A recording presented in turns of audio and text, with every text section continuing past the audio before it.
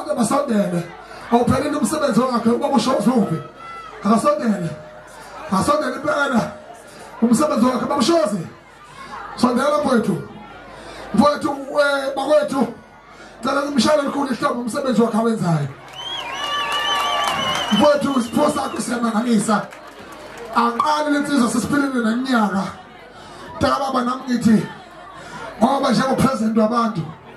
sabe sibusisa sithandazela wonke abantu ukuthi ukhetho beluhle bengeke ngafuni mntaka baba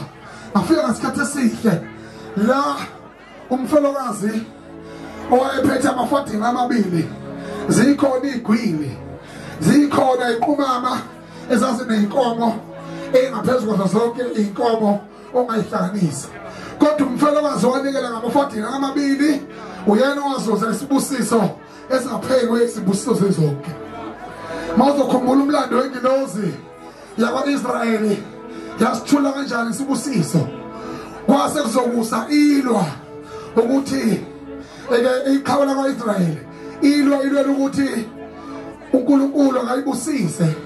ethumele ingilozi zakhe kwathi ngoba sekuzokusa ingilozi yazi yaphuka inyonga ibambelele kuyona ukuthi cha kulungile ngiyakubusisa kusona namhlanje usuyoba uIsrael angithi ngiyakhumbula namhlanje ke udokotela omkhulu uKhehlelezo sibuzile endaweni yamakhutha sicela ukuthula kuneyinkinga yokuqala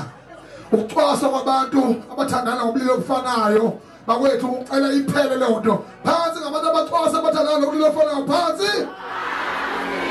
bakwethu uphinde futhi indaba yepolitics neziqiniseko sokuthi sivota kahle ngokuthula uvotele iqembu olithandayo umuntu osebenzayo kuyezwakala